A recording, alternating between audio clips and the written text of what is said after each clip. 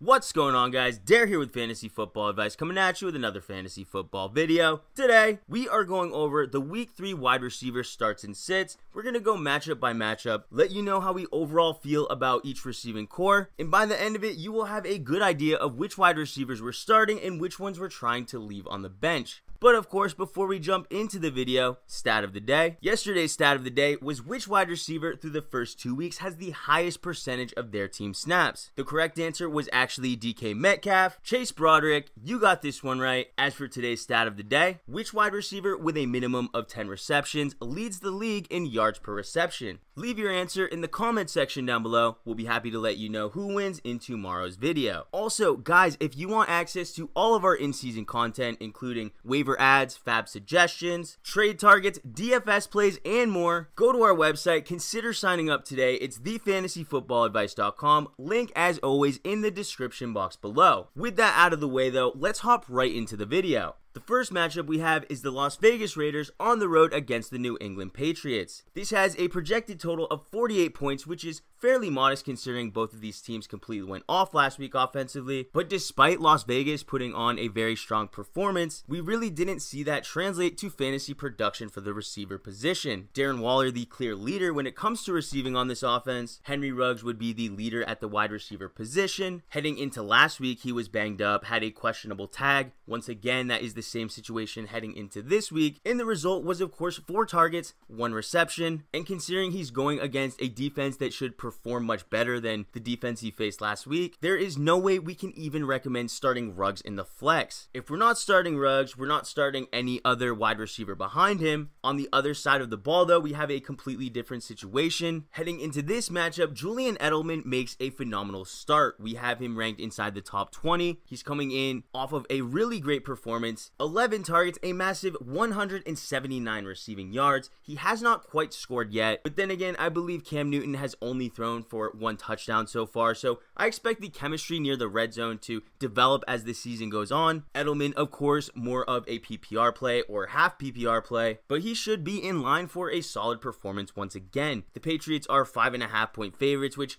may not favor the passing attack in the later stages of the game, but we really have not seen anything productive come out of this backfield consistently, so if it's not going to come from the receiving game, it's likely going to just be Cam Newton's legs. We also cannot forget about N'Keal Harry, who is coming off of a solid performance as well, and quite frankly, he has been a pleasant surprise when it comes to his involvement and volume in this offense. He had 12 targets last week, he has 10 receptions on the season, but unfortunately, no touchdowns just like Edelman. We can't jump into this game expecting that to change. Of course it could, but we still have him ranked just outside the top 40, which would make him more of a high floor flex play. The next matchup we have is the Atlanta Falcons at home versus Chicago. This is definitely one we should all be paying attention to. There are a few things we want to unpack, mainly Julio Jones. He's injured. If he misses time, if his snaps are limited, Calvin Ridley will be the main receiving option in this offense. I'm sure you Calvin Ridley owners out there are not only thrilled with the first 2 weeks production, now hearing that he might be the leading receiver on this team, it's got to get you a bit excited. Just keep in mind, there is always that chance that he may struggle when the defense hyper focuses on him. We also can't guarantee that Julio Jones will even miss time or be on limited snaps, so pay attention to that. Regardless though, Calvin Ridley, he's an auto start. If Julio Jones does not play, we do have him ranked inside the top 5, so clearly we're expecting big things from him. If Julio Jones also comes into this game not on any sort of limited snap count, he is reasonably healthy, then Julio Jones has top 5 upside as well. There's also Russell Gage, who gets the most bump when it comes to Julio Jones participation. With Julio Jones in the game, he could be considered a flex player, definitely one with much more upside if Julio Jones does miss this contest. Just as much as we're trying to keep an eye on Calvin Ridley, see how he does if he has to step into a different role, we should be equally paying attention to the receivers on Chicago, because after 2 weeks, anybody who owns them can't really say that they're happy. Allen Robinson likely started in the first 2 contests, disappointed to say the least. Anthony Miller, despite having a solid week 1 performance, followed that up with a complete dud, as bad as it gets, 0 points. None of you out there should have felt forced to start him anyway, but that's just going to make us trust him less if we ever have to pull him off the bench and thrust him into the lineup. So heading into this matchup where both of these receivers should have an immense amount of upside, we're still not going to trust Anthony Miller. Our ranking of him is outside the top 45. Allen Robinson though, it's a bit of a different case. We have him ranked as the wide receiver 6, which may seem a bit high, especially considering he greatly disappointed, but it's 2 spots lower than the experts' consensus rankings. Wide receivers have been completely tearing this team apart through the first 2 weeks, so if Allen Robinson does struggle in this contest, it's going to be about that time that we hit the panic button. Moving on though, we have the San Francisco 49ers coming in as road favorites by 4 points against the New York Giants, a game that is expected to have a low total, many injuries on both sides of the ball. San Francisco really struggling to fill the receiver position. Hopefully a healthy George Kittle comes back, but regardless, there is no receiver on the San Francisco side of the ball that we could thrust in our lineup this week and feel comfortable with the production we get. It's going to be too much of a gamble. Brandon Ayuk would be the wide receiver for the 49ers we would have ranked the highest, but he's outside the top 50. So in 12-team leagues, he's virtually unstartable. Kendrick Bourne, Mohamed Sanu, those would be very high-risk starts, not really worth the investment when you consider the lack of upside. But on the New York Giants side, there is a receiver that I'm pretty excited to see. That receiver, of course, Darius Slayton. We saw him completely pop off in week 1, and with Sterling Shepard placed on IR, San Francisco not really being the tough defense we saw last season, it should surprise nobody if Darius Slayton has one of his strong performances. We have him ranked inside the top 20. There's also Golden Tate, whose target market share should certainly increase without Sterling Shepard. I still don't think that is enough reason to put him in even as a flex. With the incredible amount of receiving options, I'm really not trying to roll the dice on Golden Tate because he really hasn't shown us that upside in quite a while. Moving on though, we have the Houston Texans on the road against Pittsburgh. Pittsburgh is coming into this game as 4-point favorites, a modest total of 45 points, and there is a chance that Juju Smith-Schuster might not play. Juju Smith-Schuster hasn't demanded a high target market share throughout the first 2 weeks. We had him listed as a sell high candidate, but the reason that's so important is because Deontay Johnson, who is one of the league leaders when it comes to receiving targets, he is going to have a ton of upside in this matchup. Even if Juju does play, Deontay Johnson is still going to warrant a start. If Juju does make it into this matchup, we would have him ranked as a high-end 2, low-end 1. His lack of volume is going to bring him a bit more variance when it comes to his floor and ceiling, but we all know Big Ben has no problem supporting multiple fantasy relevant wide receivers. With Juju in the lineup though, Deontay Johnson we would have ranked as a back-end 2. You could swap that for a high-end 2 if Juju does miss the contest. The talent for Claypool, it's definitely there. However, 3 targets in back-to-back games, that's not enough volume. Even if Juju does miss this game, how high could we realistically expect it to go? With Pittsburgh being home favorites, it's not going to necessarily support a pass-friendly game script late in the game, so my main concern would be with his overall volume. Jumping over to the Houston side though, we have Brandon Cooks, Will Fuller. Will Fuller completely busted, exited the game for a period of time, only played on 60% of snaps. All indications heading into this matchup though are that he's going to be healthy, but just know as a Will Fuller owner, these are things that we just have to expect. We could of course chop up some of his lack of success to playing an elite defense like Baltimore, but heading into this week, we have much of the same. Pittsburgh, they are also elite. A repeat type performance is certainly in the range of outcomes. Will Fuller will still remain the preferred receiver for us as long as both of them are healthy, that being Fuller and Cooks, but Will Fuller, we have him as a back-end wide receiver 3, somebody that's going to be one of those risky upside flex plays. And Brandon Cooks, despite taking lead at the receiver position while Will Fuller was struggling, this is definitely the type of matchup you want to leave him on the bench.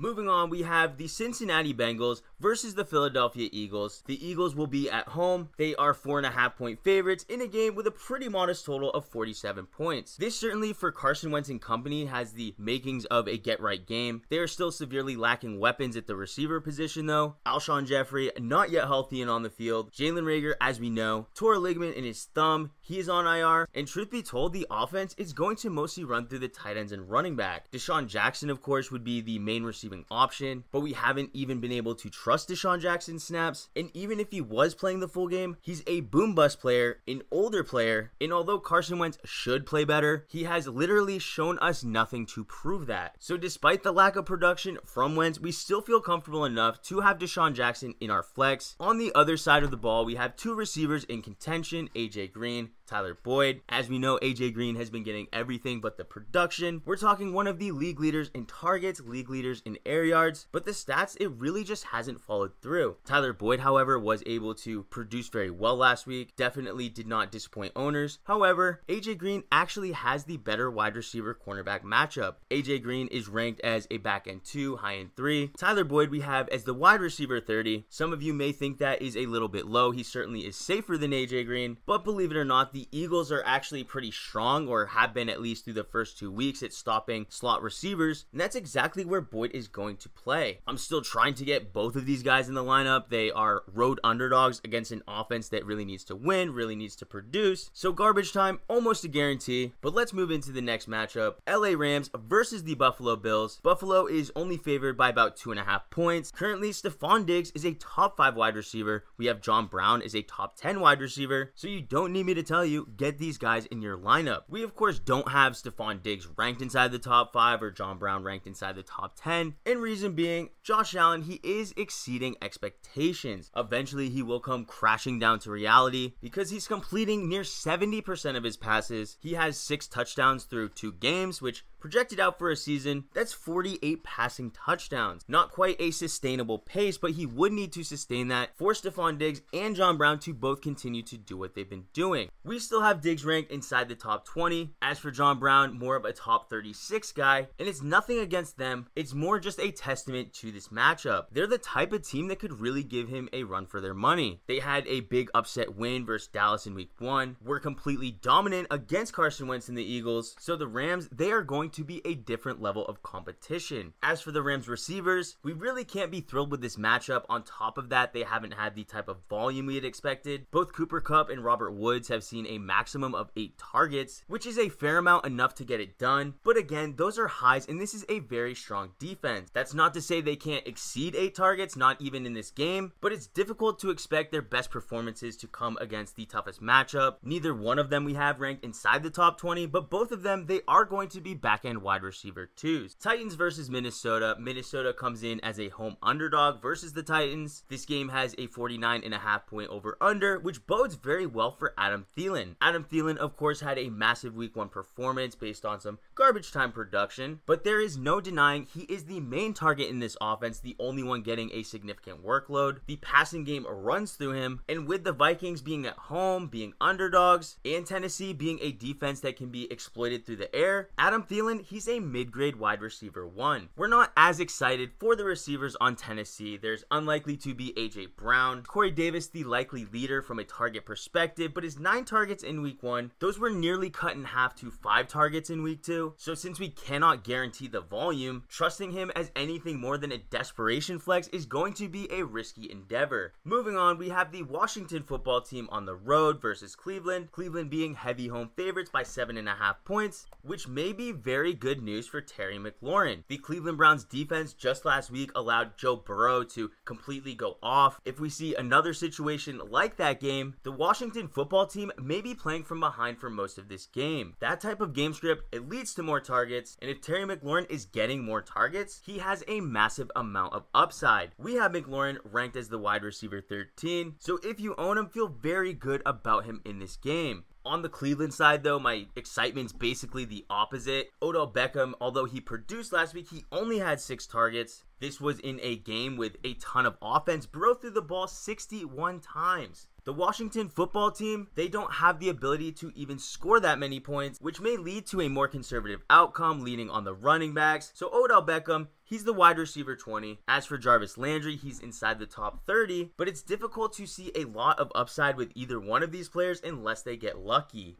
New York Jets versus the Indianapolis Colts. The Colts are at home and are massive favorites. We're talking over 11 points. So it's very likely this is going to be more of a Jonathan Taylor game. No wide receiver has yet stepped up and proved to have a superior chemistry with Phillip Rivers. So even if this was a game that had a higher projected total, they weren't massive favorites and they weren't at home, it still would be difficult to trust any of these receivers, including T.Y. Hilton. So speaking of Hilton, he is the wide receiver 30, which is projecting him to play better than he had in the first 2 weeks. But Paris Campbell, he is now on the IR. He's a player who had 9 targets in week 1, a pretty hefty target market share. So the looks that would typically go in his direction will go somewhere else. So it's very possible someone like T.Y. Hilton may get 1 or potentially 2 more targets than he would have if Campbell was still in the lineup. And while T.Y. Hilton can do more than the average player with 1 to 2 targets. So far, we haven't really seen that. Also, with the Jets being 2-score underdogs, the overall passing volume in the fourth quarter, you can't expect a lot of it. So he's going to need to do most of his damage in the early quarters, which would negate any potential bump from Paris Campbell losing out on his targets, rendering him to somewhat of a safe wide receiver 3. Although we would never recommend starting him, especially in this game, Michael Pittman is a player you want to look out for. There is a chance that the Colts lean on him as the target leader in this offense. If that happens, maybe he turns into a solid buy low candidate, especially if his targets in this matchup don't translate to fantasy production. However, we can't recommend starting him. No Jets receiver should you consider putting in your lineup. Jamison Crowder may play this week, and it could seem enticing to want to put him in. The last time we saw him on the field, he had a massive amount of volume, and with the Jets potentially down 2 scores, I could see how you would want to target a pass-heavy game script.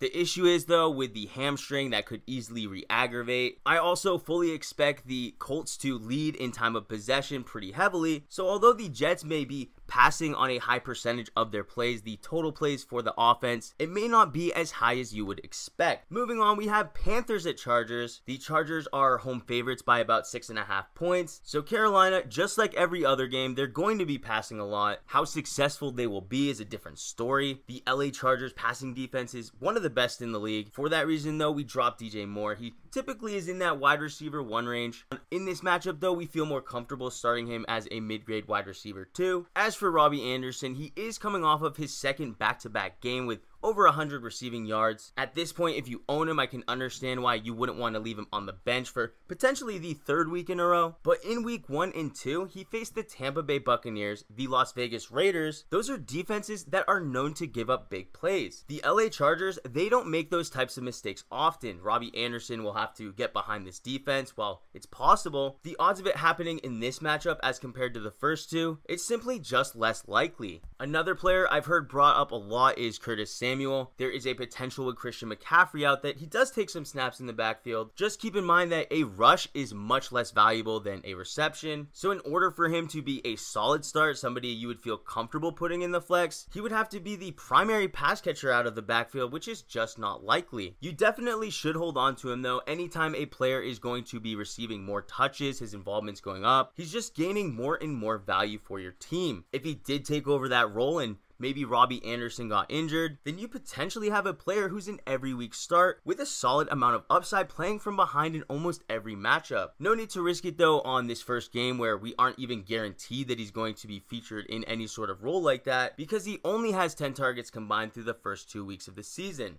As for the Chargers, I'm thrilled that Justin Herbert is returning. What we saw from him was nothing short of spectacular. Going against Patrick Mahomes, that's very intimidating. Justin Herbert looked very poised. This is a boost to almost every weapon on this offense. Eckler, Joshua Kelly has more scoring opportunities. Keenan Allen seemed to be developing an early chemistry with him, so I'd be willing to bet he's a top 20 receiver for the rest of the way if Herbert's the starter. We have him ranked as the wide receiver 17 in this matchup, and the only other wide receiver, Mike Williams, he didn't seem to get the major bump that Keenan Allen did, but it's seeming like we're going to have a rule of thumb to start all the wide receivers against the Panthers. Mike Williams, not the safest player to start, but I can't say I'd be surprised if he has a big player, scores a touchdown. We have Mike Williams ranked as the wide receiver 41. That's in flex territory. He may not be the safest wide receiver that's being ranked in that range, but I think he could compete with anyone in that area when it comes to his potential to score. Moving on, we have the Buccaneers versus the Broncos. Broncos are home underdogs by over 5 points. Not the ideal situation for a team that would prefer to run the ball over pass if they could, especially considering Drew Lock is going to be out for a extended period of time. The team did make a move to sign Blake Bortles. As far as we know, Driscoll will be the starter. Both quarterbacks produced very similarly when it came to yards and touchdowns. While it would be easy to say that the Detroit Lions offense is more pass friendly, Drew Lock had Sutton in all of his starts last season, began the year with both Sutton and Jerry Jeudy, and the Broncos have been doing a good job to add more weapons like Melvin Gordon. We can't claim Drew Lock's production or lack thereof has anything to do with missing talent in the offense. So Jerry Jeudy, the leading receiver on this team now that Courtland Sutton is on the IR, he's going to have the potential to have a very good game this week. Jeudy received 8 targets in week 1, 7 targets in week 2. I'd expect a very similar amount heading into this week. Just keep in mind he is still dealing with a rib injury that usually comes down to pain management. So long as he doesn't land awkwardly or take a big shot, then I don't see why he can't play this entire game. You do have to understand though, with these types of injuries, there is a level of risk attached. He could be taken out of the game at any minute, even before his first reception, which is the type of outcome that can potentially lose you a week. If he were heading into this week uninjured and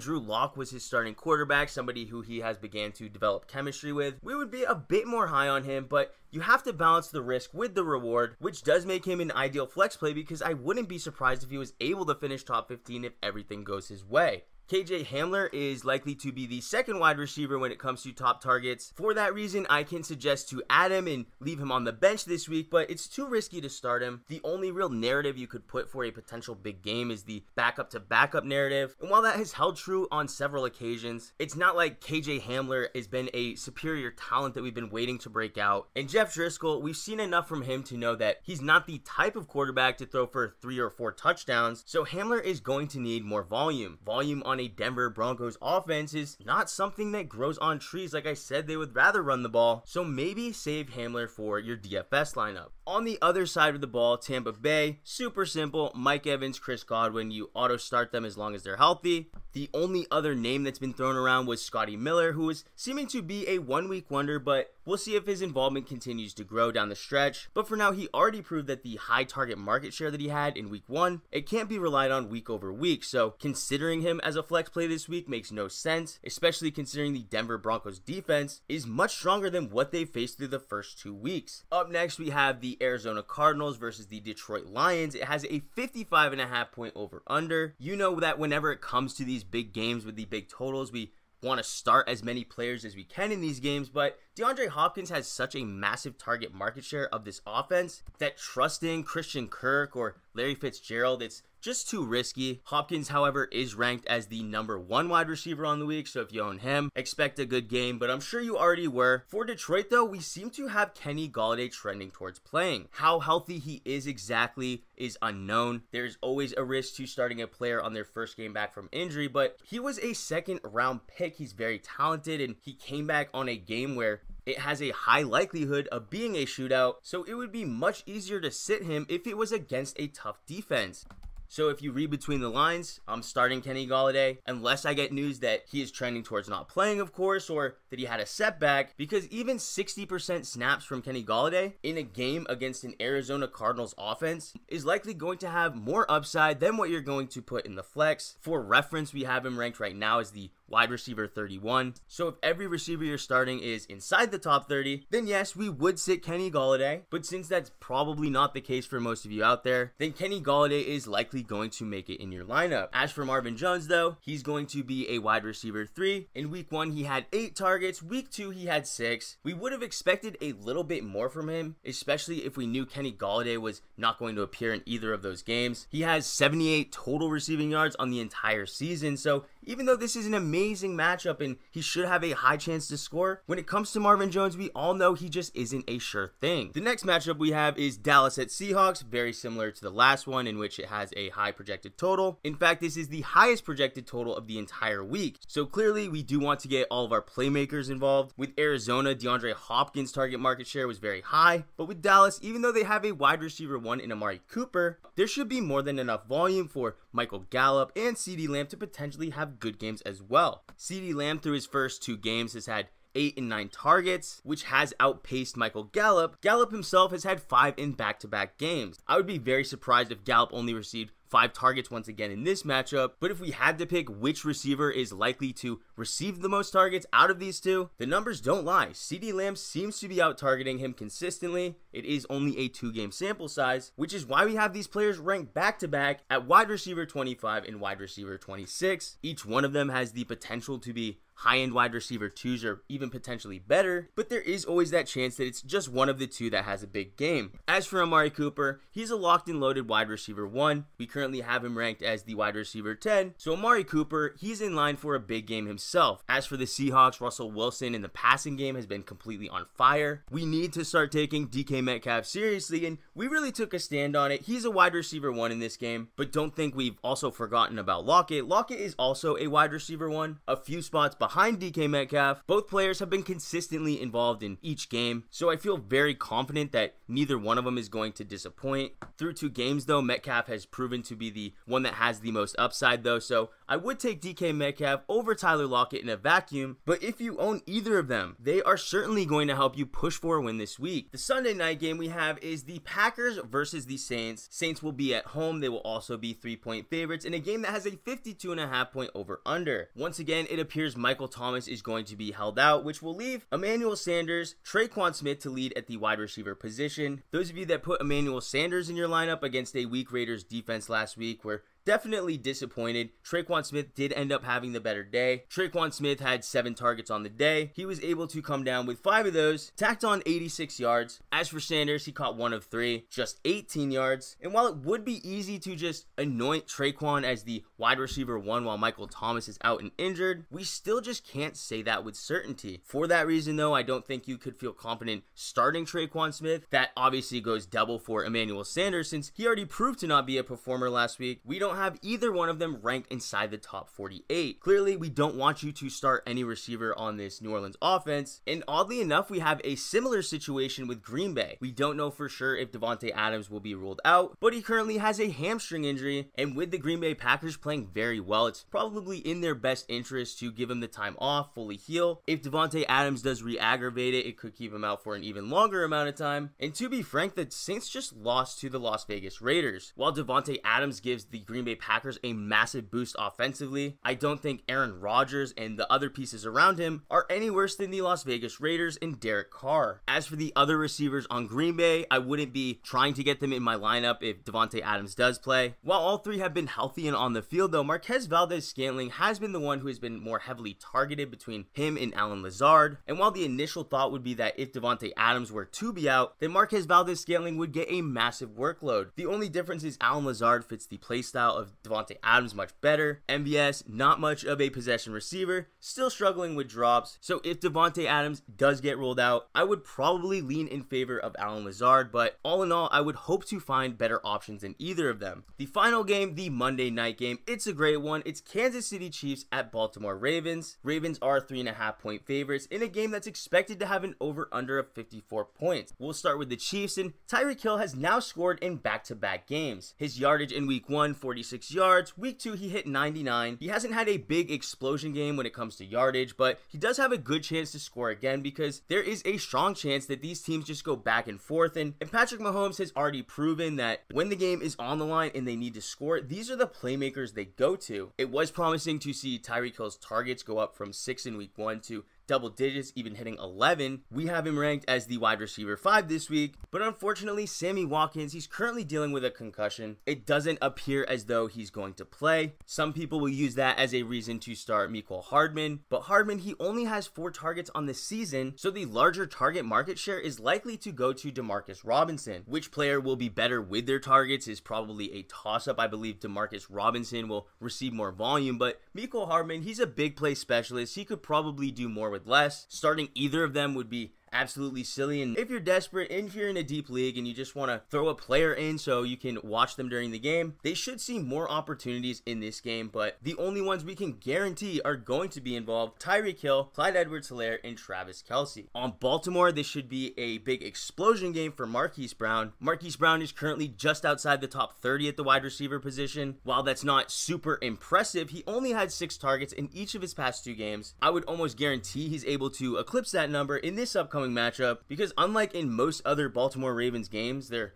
unlikely to be up by 3 or 4 scores. They're going to have to keep their foot on the gas pedal because Patrick Mahomes, you really can't count him out. If we're giving a player like Marquise Brown double-digit targets, even though Kansas City is no slouch against wide receivers, I could easily see Marquise Brown going for over 100. A score would be nice, 2 is possible, but we don't want to get too far ahead of ourselves. But we aren't starting any other Baltimore Ravens receiver. We currently have Marquise Brown ranked as the wide receiver 15 on the week. He definitely has that wide receiver 1 upside we're looking for and a top 35 floor. But guys, that's gonna do it for this video. We really hoped you enjoyed. If you did, how about hitting that like button? If you're new to the channel, please hit that subscribe button. We thank you all for watching, and we'll catch you on the next one.